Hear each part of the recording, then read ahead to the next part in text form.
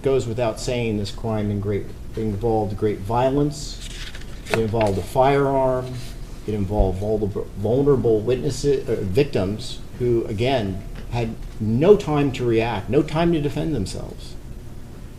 It involved planning. I don't think you could say it was sophistication or professionalism, but it certainly involved planning. When you load a gun, arm yourself with a gun, drive 10 or 15 minutes to an apartment complex, as we saw on video, his demeanor going up the elevator, his demeanor going down the elevator, that showed planning. And obviously he took advantage of a position of trust. There's clearly that she didn't know he had a key, but he took advantage of that. Now, there are certain factors that, as for mitigating factors under the rules of court, I don't find any. Zero. None. There are certain factors with the defendant that I am obligated to take a look at. I acknowledge he has no prior record. I acknowledge the fact that at the time of this killing, he was suffering substance abuse and had some mental health issues. But I reject the fact that his childhood contributed to this at all. I hear terrible childhoods day in and day out. And his was not ideal, but it wasn't what we hear in this particular court. And I don't think that any of these crimes were connected, in fact, to his mental health or even his substance abuse. He was over 26. It did involve intimate partner violence, but he was the one that was committing the violence on her. And of course, he denied when confronted with it what happened initially. So the court is not going to strike or reduce the gun enhancements. The question then becomes one of whether or not these life without possibility of parole should be consecutive or concurrent. And that's a big deal.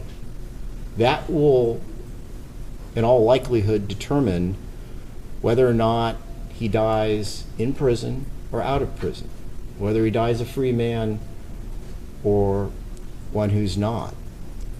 And this is the bottom line on this is I've watched him here during all of this time. He's a very talented actor. He is a very talented actor. When I saw the Scarface videos, it's as if when he committed these crimes, he became that persona of Scarface, of just the cold-blooded killing without remorse. Any tears that he's cried in this courtroom have been for himself. They are not for Ray and Anna. It's just, that's the reality. He fears the consequences, as he should, of his actions.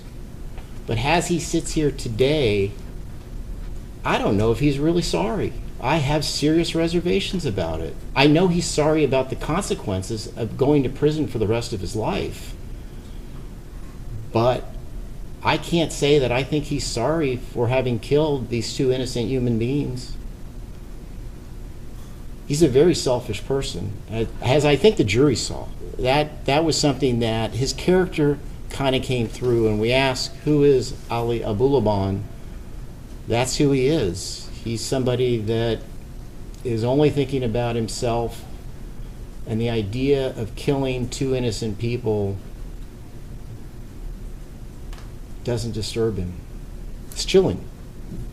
So the bottom line here is he will die in prison. He will never be a free man. He will take his last breath there.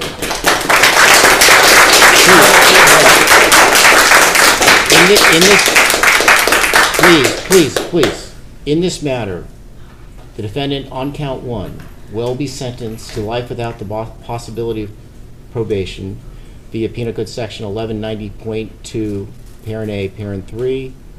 Consecutive to that will be 25 years to life on the gun enhancement under Penal Code Section 12022.53D. Consecutive to count 1 will be count 2, which will be life without the possibility of parole. Penal Code Section 190.2, parent A3. Consecutive to that will be the gun enhancement of 25 to life under Penal Code Section 12022.53D. Total prison term, 50 years to life plus LWOP, life without the possibility of parole. He's